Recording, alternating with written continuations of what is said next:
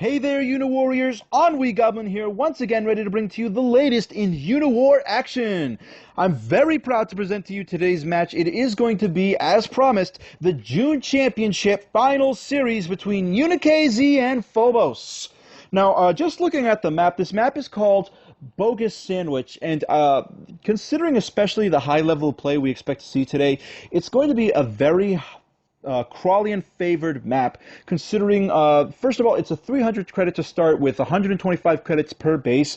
That offers a maximum earning potential of 375 credits per turn after all bases have been secured. Because of such a low credit income, it's going to be really difficult for the Titan player to secure those heavy ground units like the walkers and the plasma cannons. They're a little bit too expensive to spam out on a map like this, whereas the Crawlian player can easily kind of pump out those swarmers, pump out Garudas, has a lot more options for the Crawlian player than the Titan. And so, especially considering the high level of play here, I think that this series is really going to be more about who can play as the Crawlian more efficiently rather than can the Titan win on this map. Because as we all know, if both players are able to secure a victory, then the player who has secured their victory in the fewest number of rounds is going to be handed the championship title.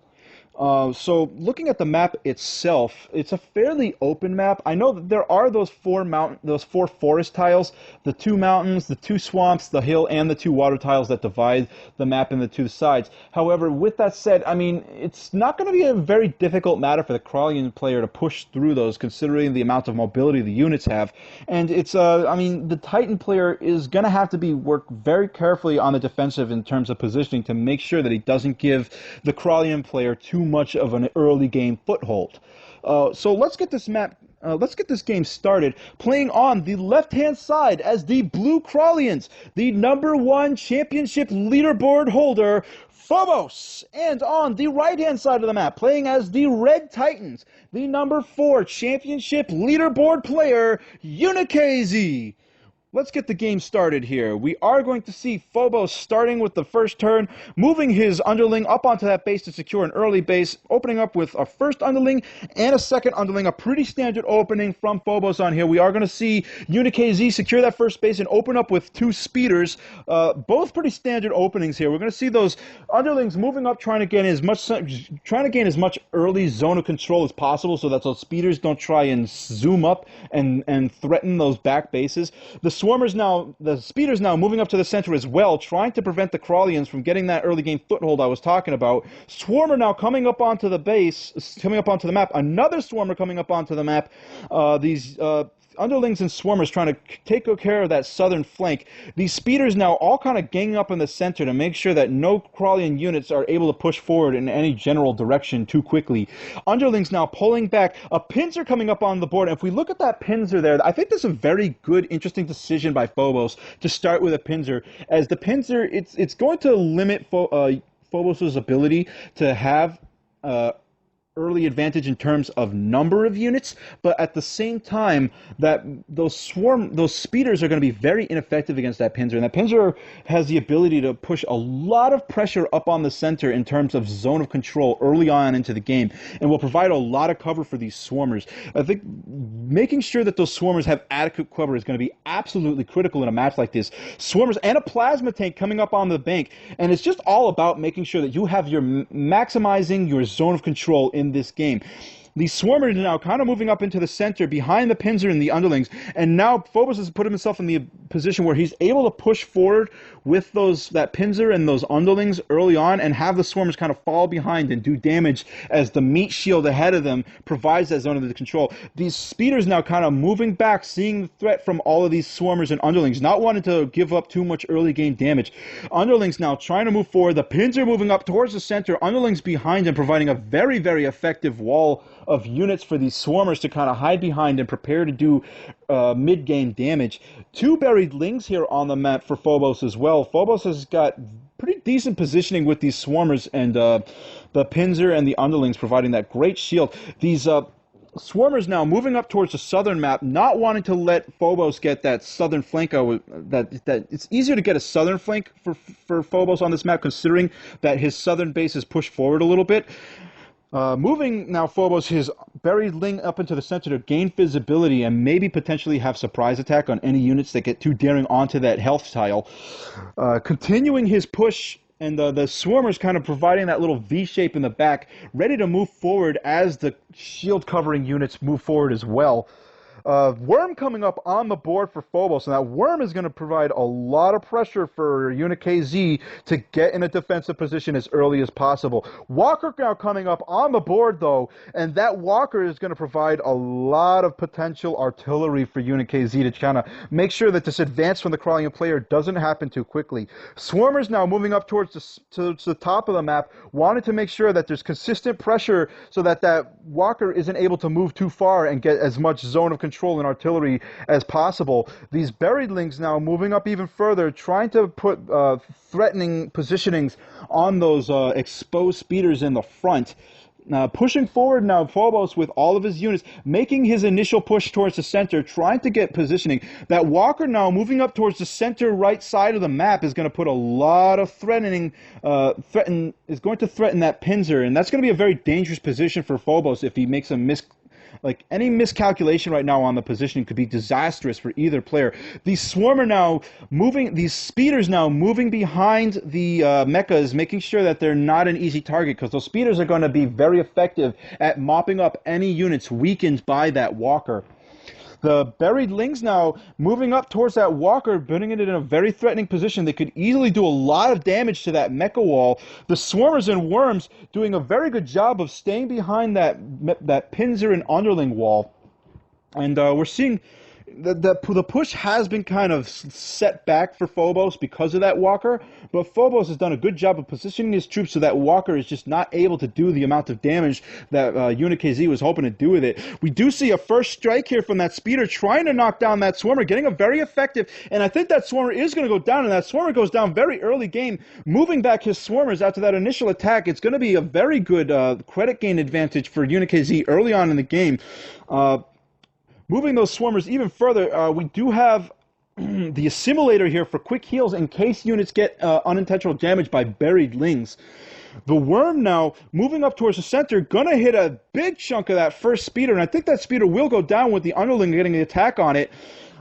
No, the underling actually opting instead to go for that warped mecha, trying to get a free hit, and the Swarmer now coming in and taking down that speeder and evening up the credit count for both sides. Another attack from that Swarmer, going to take a 3 chunk out of that 7 speeder at the top, bringing the underling out for now the resurface bonus, taking down a 2nd speeder, and now suddenly a 250 credit swing in the favor of Phobos. Phobos doing a good job of bringing that pincer in front of the Worm so that the Worm is no longer left as exposed beforehand.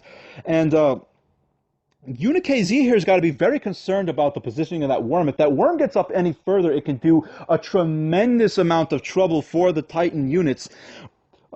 Let's see, Phobos now bringing both of his underlings, and that buried Ling threatening a lot onto that Walker. If that Walker doesn't move, or if it doesn't get on top of that Ling, it could be absolutely disastrous if that buried Ling gets a resurface. Mecha coming to cover up that Ling, though, eliminating that immediate threat to the Walker. Speeders now moving up to those underlings, trying to chip away at that wall and expose the Worm. A 2nd speeder coming up and taking away, and I think the Worm is actually exposed. uniKZ might actually be able to get an immediate hit. Walker going to take an 8 chunk out of that Worm, and I think that if the speeders here, that Worm actually might go down this turn. That would be a huge disadvantage for Phobos early on into the game if the Worm does go down. Other speeder here are going to take a 2nd underling out here, and now the underling on the underling wall on the southern flank is actually going to be eliminated, and the last speeder is going to move down, and the Worm will go down for Phobos. And if we just take a look at the map positioning here, losing that Worm early on, I think Phobos got a little bit too daring and underestimated the amount of damage those speeders can do early on, and putting his Worm in the position where that Walker can hit it was a really risky choice for him, and I think it just having that 8 shot, but at the same time, in order to get that worm, uniKZ has exposed his speeder line tremendously to these swarmers. These swarmers, even the swarmers in the back, can all move forward and kind of dissolve away these speeders. So it's kind of a trade-off that uniKZ says, well, that worm was the major threatening factor, but so I'm able to take it down. So his trade-off is, I'd rather expose my speeder line and get rid of that worm as soon as possible, rather than keep the speeders safe and let the worm advance and threaten those threaten on my entire line all at the same time. So let's see how this unfolds from here. Like I said, the speeders are kind of all exposed up into the center. The assimilator did go off with its UV ray, knocking down a couple of the units from that one point. That swarmer line now coming in to dissolve these speeders, like I said, they would do immediately. And the underlings here moving up, going to take care of that center speeder. And I think at least a second speeder will go down this turn if Fobos is able to make that occur. A resurface bonus going to take a 5 chunk out of that mountain-covered mecha. And I think that mecha is going to survive for now, but it's brought down to a 1 health. So it's only going to be a minimal shield. Swarmer's now going to be able to take down a second speeder off of that swamp tile. And we see that mecha on that mountain tile will go down, and that's going to be a fairly decent trade-off. I think the credit trade-off is actually fairly even between the two. And so, like I said, it's an interesting position to see another speeder going to go down, and with those speeders, the credit advantage has actually been pulled back into Phobos' favor, despite losing his worm this turn. So many speeders were lost, and that was what I was talking about, having those speeders exposed, especially by having to force those speeders onto those swamp tiles, puts uniKZ at a slight disadvantage, even though that worm was able to go down through that turn. The walker now, seeing the potential damage, moving back, not wanting to lose that walker. If that walker goes down, it's going to be almost a very quick GG. So the walker has to stay alive for uniKZ in this match. Speeders now moving up into that talk, wanted to make sure that those underlings aren't able to get those mountain footholds early on and provide a solid defense for the swarmers. uniKZ doing a good job of bunching his mechas up and forming that very protective line around that walker. That walker also on that health tile with that assimilator, it means that even if Phobos is able to get a one-shot on the walker, if the walker doesn't die, it can regenerate its health extremely quickly on that tile by betting at least a plus, I think it's like a +6 heal with the assimilator on that health tile. The pins are now moving up and taking a large 6 chunk out of that mountain mecha, and that Pinzer, like I said before, that Pinzer just offers so much zone of control for Phobos. It's going to be such a nuisance for uniKZ to deal with that Pinzer pressure point. And these Krallian units doing a very good job of pushing, and the zone of control has just pushed so far. We're already up to 12 rounds, and we see that this advancement from the Krallian player is just widening that credit disadvantage, pushing them forward. He's already got control of the center, and has kind of forced uniKZ to just bunch up his units. So many of these mechas have gone down this turn. That mecha in protecting the walker is already down to a 2, though I think it will stand. And the walker has taken a 5 damage on this turn, although he's going to get a very effective heal. But instead of being able to use that mecha for attack, uniKZ is going to have to get a heal off on that walker, and it's just not going to be as effective. And I'm wondering if uniKZ is going to be able to do enough turnaround damage on this turn, opting to use that 5 walker instead of doing a heal to take out one of those underlings and dissolve that protective line. But I think the credit disadvantage has got to the credit disadvantage is really going to work against uniKZ at this point, and I'm just not sure if he can do enough damage to push against this line. I'm wondering how many turns he can last. I would imagine maybe another 5 or 6 turns if he's able to maximize the health of every single unit optimally. But let's take a look here. The assimilator now moving up, even using the assimilator as a defense against that walker, doing absolutely everything uniKZ can to keep that walker alive for the maximum amount of time. Pinzer taking out another mecha on that forest tile. These Swarmer now have made their way into the defensive perimeter of the Titans, and they're going to just do tremendous amount of damage against the remaining line of these units, bringing these mechas down to a +2. The Swarmers forming in line behind that Pinzer, and this is what I was talking about with that Pinzer. With that Pinzer to provide the proper defense along with these underlings, it's just so difficult for uniKZ to get to these swarmers, and these swarmers are the absolute #1 unit that uniKZ has to get damage against, and they're so well protected by the positioning that Fobos has put them in.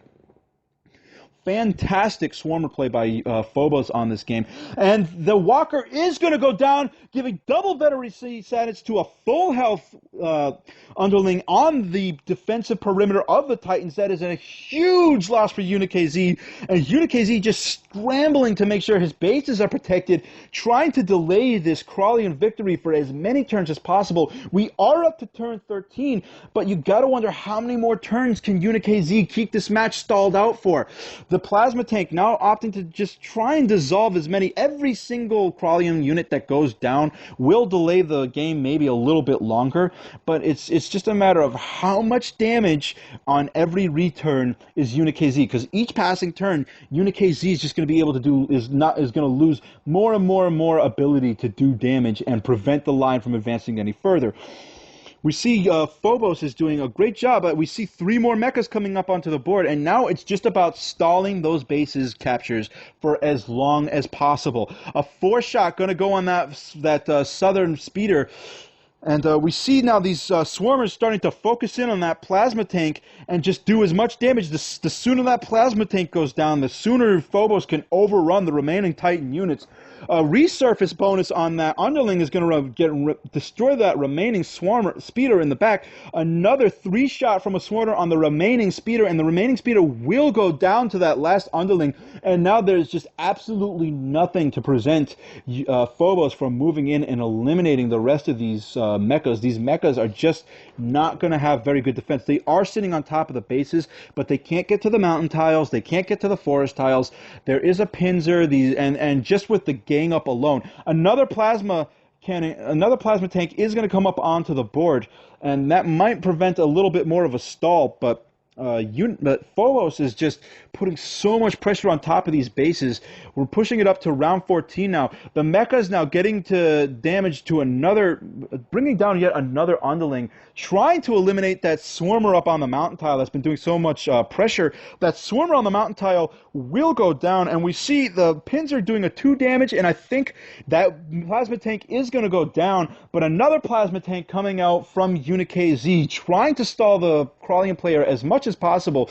Those mechas now getting dissolved, and this is a good call from Fobos to say, instead of going straight for the plasma cannons, let me try and take out these mechas as fast as possible so that the plasma cannons have nothing to hide behind. Base capture now going down for Fobos, and that is going to limit the unit composition remaining for uniKZ tremendously, and it's going to allow Fobos to just overrun so quickly with the remaining units.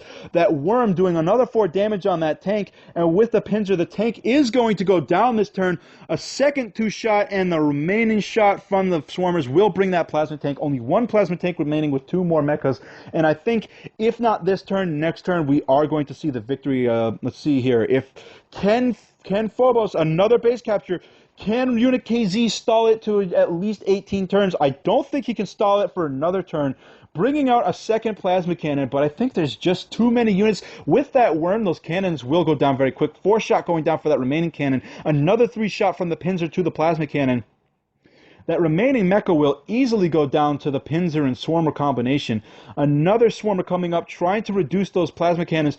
Can Fobos secure this victory in 17 turns? Is the plasma cannon going to go down this turn? The plasma cannon does go down, and I think that is going to be the end. No, it's going to push it up to it is going to be pushed up to 18 rounds. Very well done by uniKZ to stall it for at least another round. Every single round is going to have so much significance. uniKZ just trying to buy himself more time so that he doesn't have as much pressure to secure a victory. And that is going to be the final victory. Final base capture going down. And if we just take a look at the final game match analytics, I think the real question of this game, if we take a look back here, is if we look from this position where that first worm, right around here, the UV had gone off from the first assimilator from uniKZ, which had reduced everything down to a 9, which it gave just enough leeway for these speeders to say, okay, we can now move in and eliminate those 2 underlings beneath the pincer, expose the worm, and take out the worm this turn. And I mean, it is a good option. I personally believe that getting rid of the worm at the expense of exposing all of his speeders was a very risky decision by uniKZ, in the sense that, yes, the worm does go down, but once that speeder, see, there was 3 speeders in a single turn, is a pretty hefty cost. That's, you know, considering that the worm is only a 550 credit unit and can't hit the walker, because the walker is protected from enough tiles that the worm wasn't able to get in range with that walker right away. And even if it was, the walker got the 8 shot off on the worm, bringing it down to a 1 health. So the worm wasn't an immediate threat. Yes, it can be. I mean, I suppose that Fobos could have brought out an effector to heal up that worm over time, but I think exposing his speeder line in order to get rid of the remaining the 1 health worm was a very risky maneuver by uniKZ, in the sense that, like, once those speeders went down, there just wasn't enough firepower to provide the adequate defense. And but if we look at the end game, I think uniKZ did a good job considering what he had to work with at the remaining. And around this position, it was just a matter of stalling every possible turn. And uniKZ did a really good job of just stalling every turn, especially on turn 16 to 17, right around here, just bringing out as many plasma cannons as he can, as he possibly can, and just forcing Phobos to just take an extra turn to get rid of those plasma cannons. It easily could have been 17 turns if uniKZ had not been careful with the alignment of those plasma cannons. And just by virtue of having those plasma cannons in that double line position right there that you see, let's get it right. If we just take a look. And I think, you know, in a match like this, absolutely every single round is of crucial significance. So, moving on into Game 2 here, we're going to see that uniKZ is going to have to secure a victory within 18 rounds. Any more, and he's going to lose this match. So, that's Game 1. Game 1 is going to be for Phobos as an 18-round victory. We will see you at Game 2. This is EnnuiGoblin signing off.